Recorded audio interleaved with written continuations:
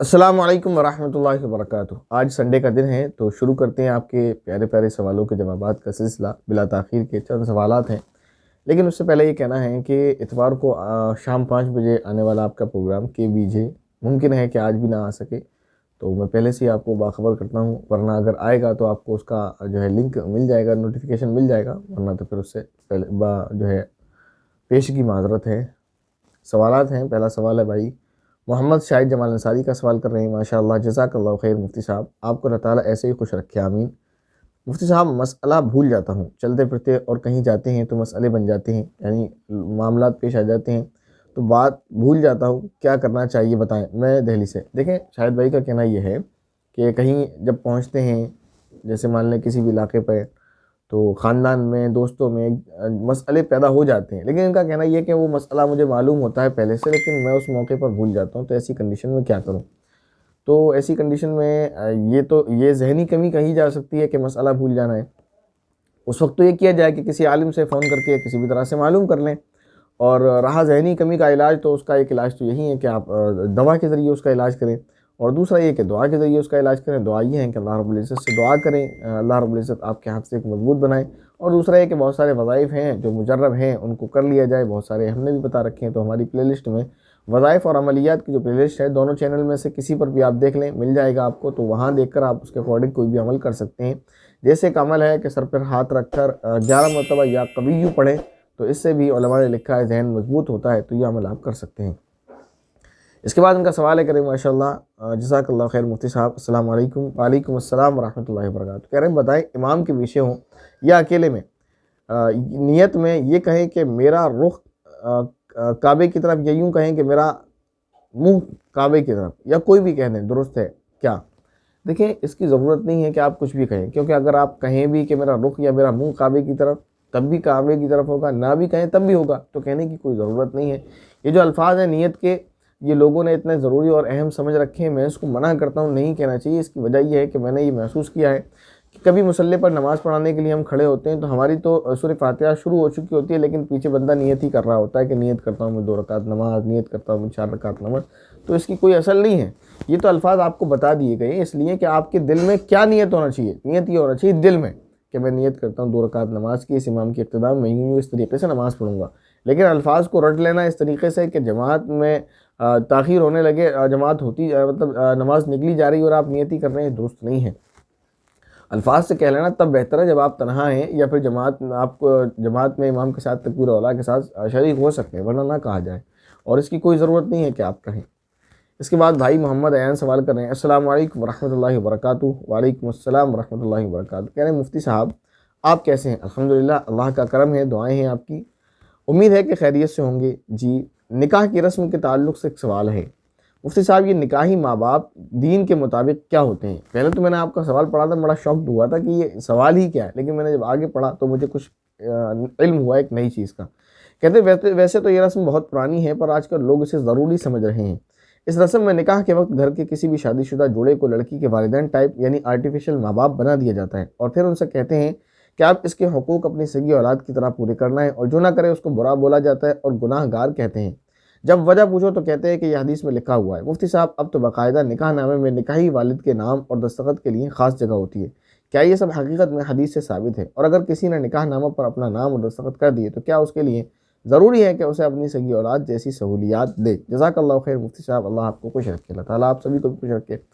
हैरत है मुझे आपके इलाके के उलमाए किराम पर कि उन्होंने इस इतनी बड़ी रस्म को, बिदअत को, बुराई को, गुनाह को फैलने दिया, और उसको हदीस के नाम पर वो फैलाया जा रहा है, और आपके उलमा खामोश हैं। तो मैं इस पर बड़ा मुझे ताज्जुब है, और बड़ी ताज्जुब खेज़ बात है ये कि आप ये कह रहे हैं बहुत पुरानी रस्म है। हमारे यहाँ तो कोई जानता भी नहीं है, मुझे तो मालूम ही आपसे हुआ।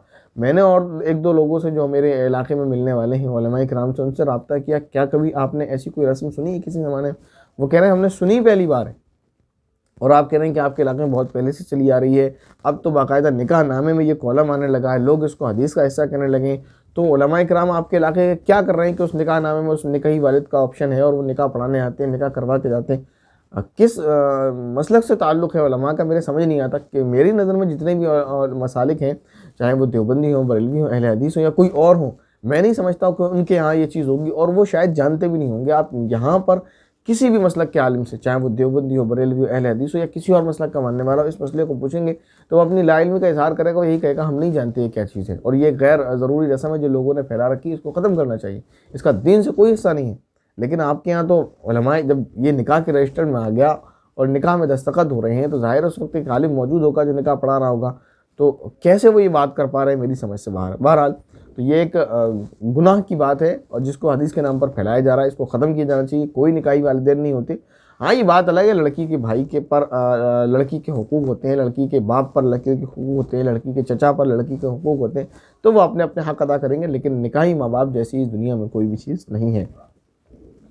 इसके बाद मोहतरमा ज़किया कमर सवाल कर रही हैं, मुफ्ती साहब मेरा एक सवाल है कि जब हज़रत खदीजा को हमारे नबी ने कहा था कि आपसे निकाह होने से पहले अल्लाह ने मेरा निकाह आसिया के साथ कर दिया तो माज़अल्लाह क्या आज के ज़माने की भी कोई औरत ऐसी होगी जिसका निकाह माज़अल्लाह हमारे नबी सल्लल्लाहु अलैहि वसल्लम के साथ हो सकता है, या फिर जन्नत में सिर्फ जो उनकी 9 बीवियाँ थीं और आसिया ही होंगी? और बराए मेहरबानी वजाहत दीजिए। वजाहत ये है कि आज के ज़माने की तो कोई भी औरत नहीं है, पहली बात। दूसरी बात यह है कि ये जो मशहूर है हज़रत आसिया का निकाह नबी करीम सल्लल्लाहु अलैहि वसल्लम से होगा, ये रिवायत ज़ईफ़ है, इसलिए इस पर कुछ भी नहीं कहना चाहिए। कोई अगर ये कहता है कि निकाह होगा तो उसको कह देना चाहिए कि भाई ये रिवायत जो है ज़ईफ़ है, होगा तो ठीक है, नहीं होगा तो ठीक है।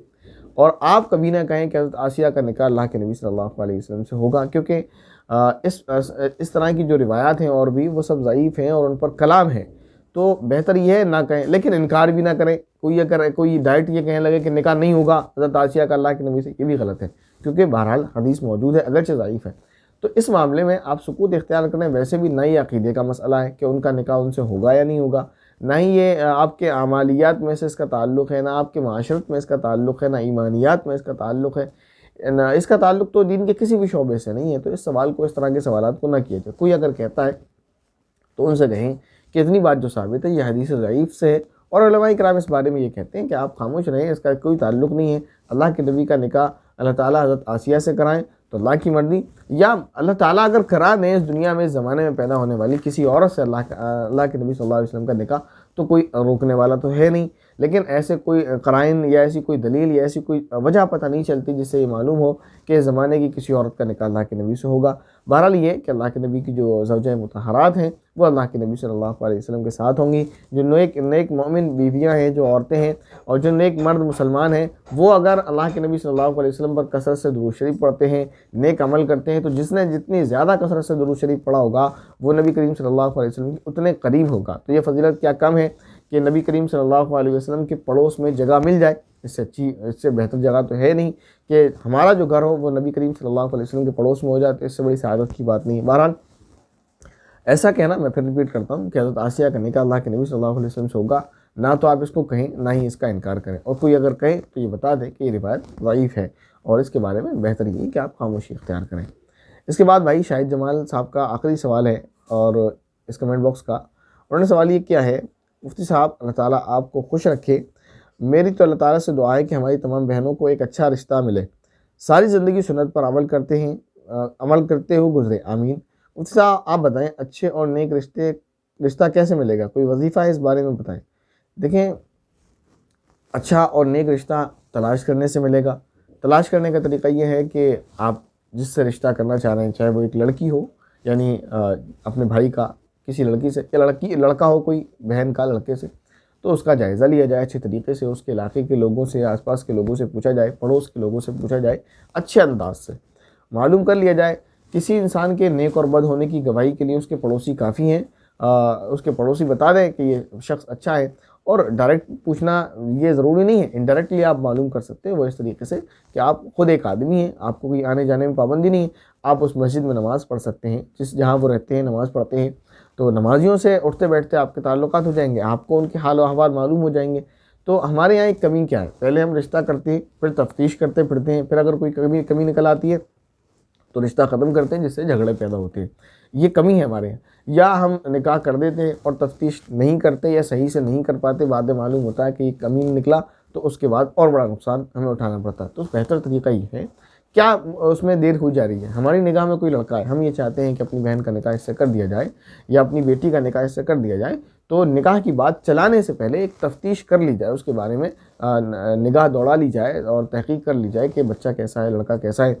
अगर आपका दिल मुतमईन हो जाए, तहकीक कंप्लीट हो जाए, लोगों से शहादत उसकी गवाही मिल जाए उसके कैरेक्टर अच्छा होने की, तो फिर आप जो है उसका निकाह उसके लिए रिश्ते का पैगाम पहुंचा दें, उसके बाद सुकून से निकाह कर लें। यही ख़राबी हम लड़की की तरफ से भी करते हैं कि पहले लड़की को रिश्ता करा देते हैं, अब फिर औरतें घरों घरों जाकर जांच करती फिरती हैं कि फ़लाँ की लड़की कैसी है, इसका जो है कैरेक्टर कैसा है। तो मालूम ये होता है कि ज़ाहिर लड़की वालों को ये चीज़ पसंद नहीं आएगी कि आप रिश्ता दे गए फिर उसके करैक्टर की जांच करते फिर रहे हैं। तो ये फिर इस तरह दिल में मुटाव और दिल में नफ़रतें पैदा होने का सबब बनता है। तो अगर आप किसी लड़की से निकाह करना चाह रहे हैं, अपने बेटे का या अपने भाई का, तो घर की औरतें किसी तरह पहले तहकीक कर लें, इस तरह से कि ये कहें कि हम फ़लाँ की बेटी के लिए रिश्ता चाह रहे हैं, तो आप बता सकते हैं कि वो हमारे लिए मुनासिब रहेगा। डायरेक्ट ये ना कहें कि वो लड़की कैसी है, उसका करैक्टर कैसा है, तो हमारे लिए मुनासिब रहेगा या नहीं, वो हमारे घर में और हम उसके मतलब ताल्लुकात हमारे उसके मैच कर पाएंगे कि नहीं, क्योंकि हर इंसान का मिजाज अलग होता है, रहन सहन का तरीक़ा अलग होता है। तो हमारे माशरे में ख़राबी है, पहले रिश्ता करते हैं फिर तहकीक करते हैं। लेकिन होना ये चाहिए कि पहले तहकीक करें। किसी भी चीज़ को जब हम ख़रीदते हैं या कोई भी काम हम जब करने जाते हैं तो पहले उसकी तहकीक कर लेते हैं कि फ़ायदेमंद होगा या नुकसानदेह होगा, तभी तो ना उसको करते हैं। ऐसा तो नहीं है कि आप पहले उस प्रोडक्ट को ख़रीद लेते हैं, पहले उस काम को अंजाम दे देते हैं। आप मोबाइल भी ख़रीदते हैं ना, तो 4 दोस्तों से मालूम करते हैं, या कम अज़ कम आप उसके बारे में यूट्यूब पर जानकारी ज़रूर लेते हैं, या अगर उसे फ्लिपकार्ट अमेज़ॉन से आप उसे बुक कर रहे होते हैं तो नीचे कमेंट बॉक्स जो उसका आता है वहाँ जाकर आप चेक करते हैं कि इसके बारे में लोगों ने क्या कमेंट्स किए हुए हैं, क्या लोगों ने राय दी हुई है। तो कोई भी प्रोडक्ट सिर्फ मोबाइल ही नहीं, XYZ जो भी आप खरीदते हैं उस पर स्टार देखते हैं आप। कोई इस तरह का आइटम है तो बैटरी पर स्टार देखते हैं उसके, और तो ये सारी चीज़ें जब आप पहले तहकीक करते हैं बाद में उसको बुक करते हैं।